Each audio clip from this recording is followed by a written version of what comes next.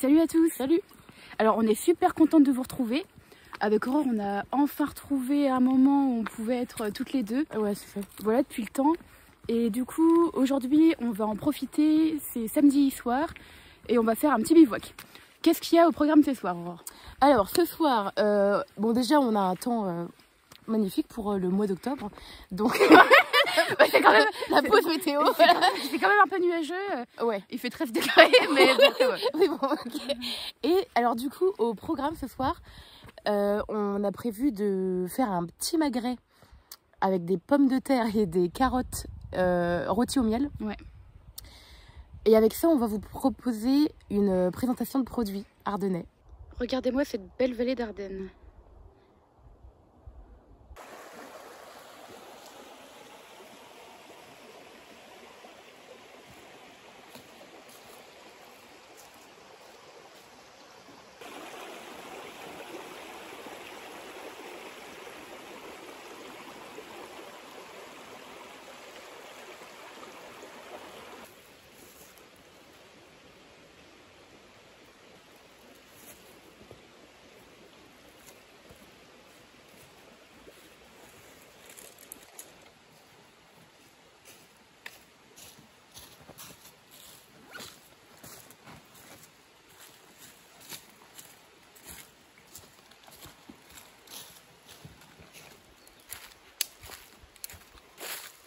C'est du bon bois, ça. Ah ouais, bon bois bien sec. Ah, nickel.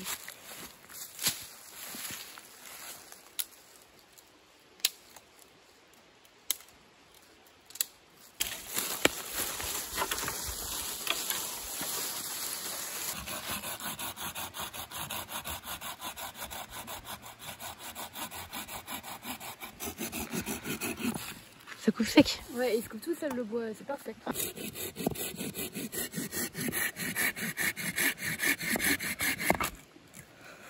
Mais bon, t'inquiète.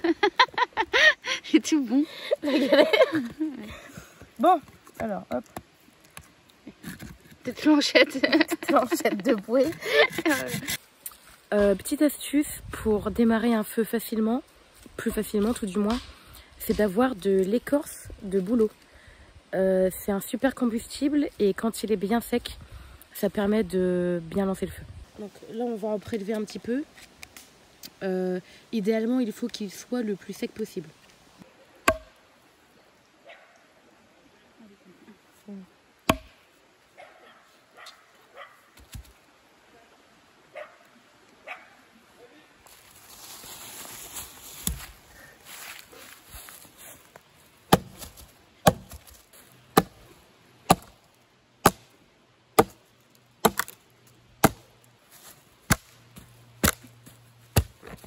Défonce-moi ce bout de bois.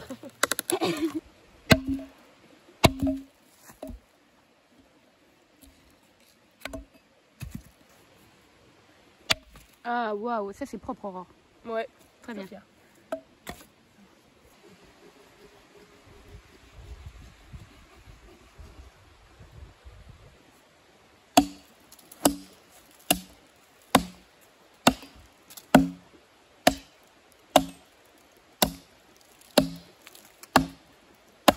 Avec Aurore, on a récolté toutes les tailles de bois, comme vous pouvez voir.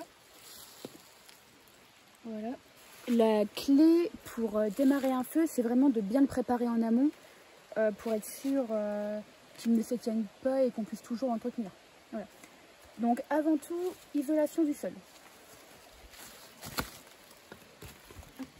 Donc on coupe du bois comme ça, sec, et on vient faire une couche protectrice. Voilà.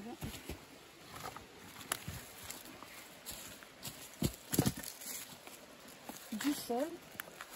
Comme ça permet d'isoler l'humidité et le froid qui vient du sol et d'avoir du combustible en bas quand il y a une braise. Donc là, on va mettre l'écorce de bouleau, ça nous servira à lancer le feu. Hop. C'est un peu le journal naturel, quoi. Hop, on y met des petites feuilles sèches. Hop. On Alors maintenant, on va y mettre des petites brindilles. On fait vraiment par couche. Couche du plus combustible au plus gros. Voilà.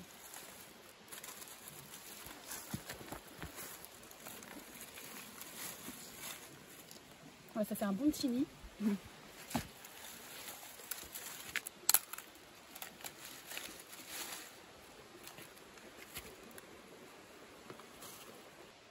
Alors du coup, tu en penses quoi de ce bois, Émilie?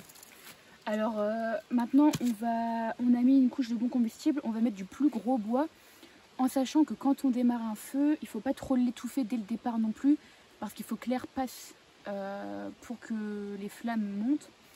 Donc ce bois-là, on l'a fendu, on voit que c'est un bois dense, il est un peu humide à l'intérieur, on va voir ce que ça donne au niveau des flammes. Ouais, on va voir.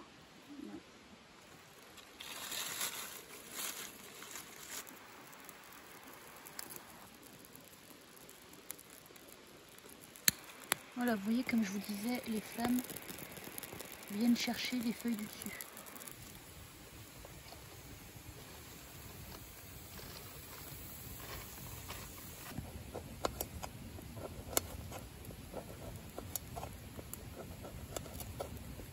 Dégustation de ce fouet au poivre. Très bon. Alors, en breuvage, on s'est pris la bière de Rocroi. Donc, Rocroi qui est une ville pas très loin de chez nous. Et qui se dit Rocroi en patois. Vous êtes prêts? Olé! Ça, c'est un bon bruit, ça. Regardez-moi ce doux breuvage. Santé. Santé. Elle est bonne. Une bonne bière blonde. Avec les superbes tasses. Ah oui. Voilà, donc ça c'est une amie qui nous a fait ces tasses. Merci Zoé. Ouais, pour notre anniversaire. Voilà. On est bien entourés. Du coup là, Aurore nous a coupé des carottes et des pommes de terre. C'est ça. Pour accompagner le magret de canard. Voilà, et on va mettre du miel dedans. Donc là, on a mis la poêle sur le feu. Hop. Le feu qui prend bien. Et donc là, on a un magret de canard. Et ici, une branche de romarin, le miel, sel, poivre, huile d'olive. Et un petit mélange de poivre, baie de genièvre écrasé. On vous montrera après.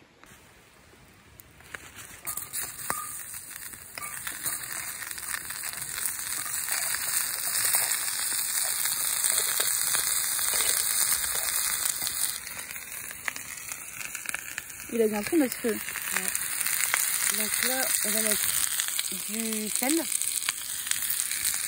Sel de Guérande.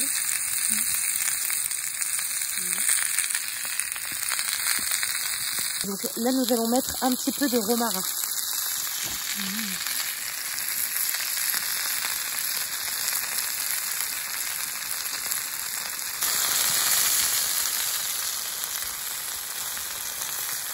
Là, pour cuire un petit peu mieux les légumes, on va mettre un petit fond d'eau et on va mettre le couvercle par-dessus.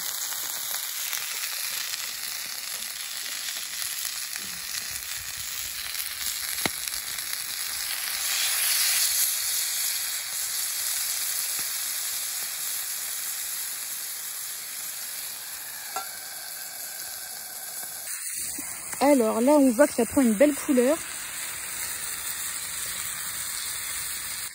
Le petit miel.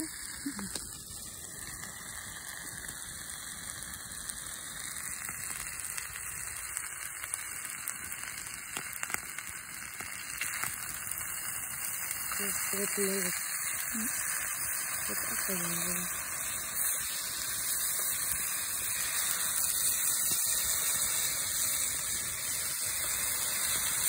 Nos légumes sont cuits, on va les réserver juste ici, le temps de faire cuire le magret. Pour préparer le canard, nous allons, hop, avant toute chose, bon, là nous allons quadriller la peau.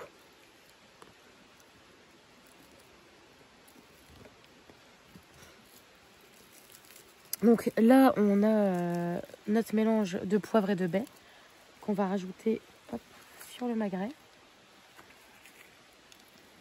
On en met un petit peu comme ça, on retourne, on en met là. Et là, bien sûr, du sel de Guérande. Ouais, donc là, le mélange, c'est poivre, c'est un poivre doux déjà? Un poivre du poivre du Timut. Ah, poivre du Timut avec baie rose. Ça. Hop, voilà. Voilà. Là, on est pas mal. Comme ça. Et là, on laisse le gras fondre.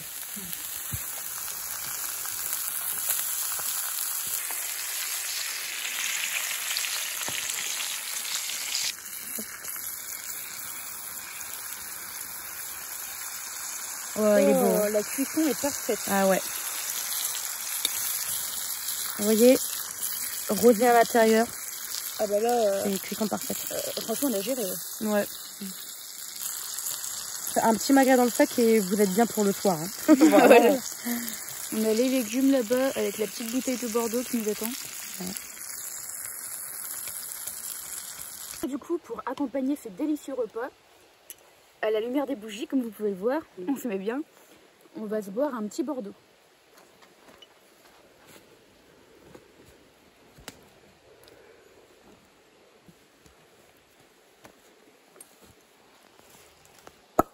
Olé!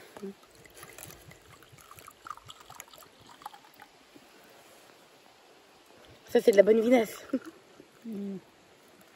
On lésine pas. Hein. Ouais. Hop, voilà. Le breuvage.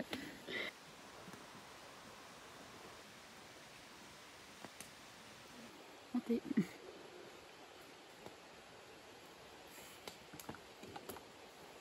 Il est frais le vin. Alors, on va goûter ça. Je vais déjà commencer par goûter les carottes au miel. Ah. C'est bon? C'est très bon. Ah. La pomme de terre. C'est une carotte? Non, c'est une pomme de terre. Ah, c'est une... Ok, ouais. Pardon. Très bon aussi. Là, maintenant, on va goûter le canard. Le fameux. Le canard des chansons. Et ça coupe bien, ça. De quoi? Ah, tu me fais rire. On va faire que c'est bon. Ouais, c'est fou. C'est super bon. Repas validé. Comme quoi, on peut se faire bien plaisir en forêt.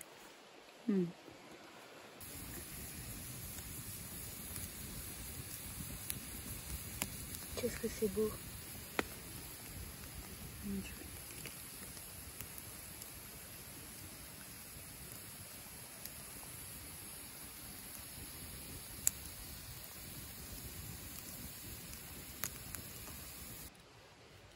Alors, petite tisane du soir avant d'aller dormir. Donc, au thym. L'incontournable. Ouais, tisane au thym.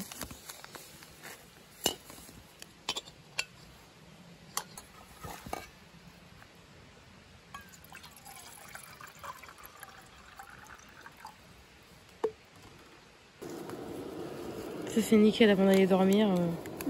Et moi, ça fait des années. D'ailleurs, si vous allez revoir la première vidéo qu'on a sortie, donc la vidéo sur la voie verte Transardennes, le premier épisode, je vous parle déjà de ces tisanes au thym. Ça fait des années que j'en bois. Et pour moi, c'est mon médicament quotidien. Voilà. C'est creepy. Ouais, ça y est. C'est parti pour aller dormir. Ok. Suivez-moi. Regardez là-bas. Vous l'avez vu? Un fantôme. Attends, par contre, il y a des trucs à prendre là. Ouais.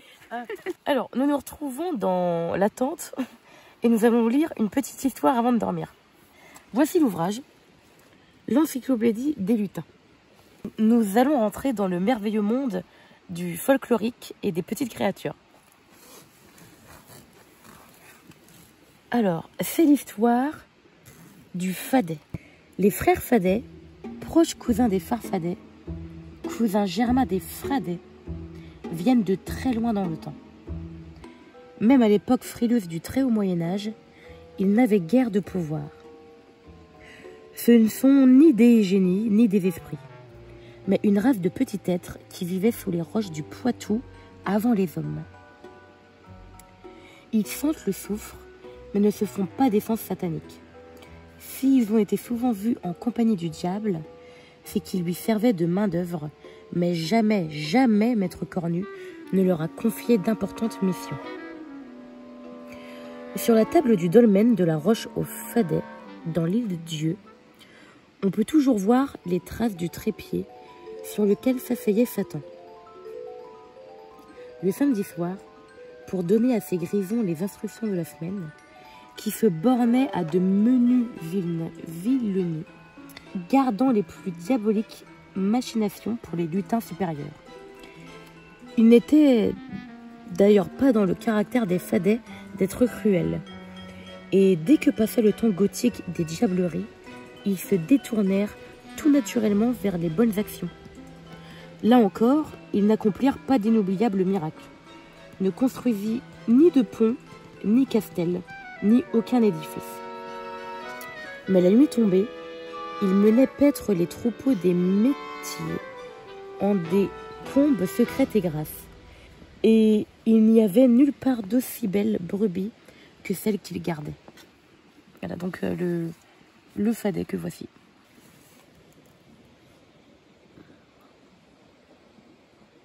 Eh bien, c'est sur cette petite histoire que nous vous quittons et on se dit à demain. Ouais, à demain.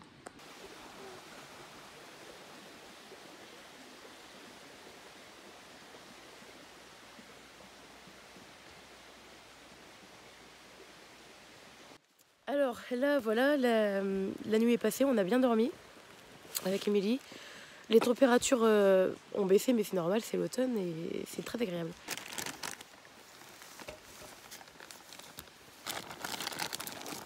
Donc pour le petit déj ce matin, nous avons du thé au gingembre au citron, une petite clémentine et une brioche faite maison.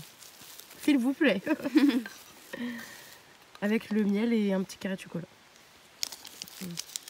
Bon, et bien c'est là que s'achève notre petit bivouac d'automne. Ouais. C'était très agréable. Ouais. Donc on espère que ça vous a plu de nous revoir aussi à deux. Voilà, et que vous avez bien apprécié cette petite soirée en forêt avec nous. Et on se dit à la prochaine. Ouais, à la prochaine.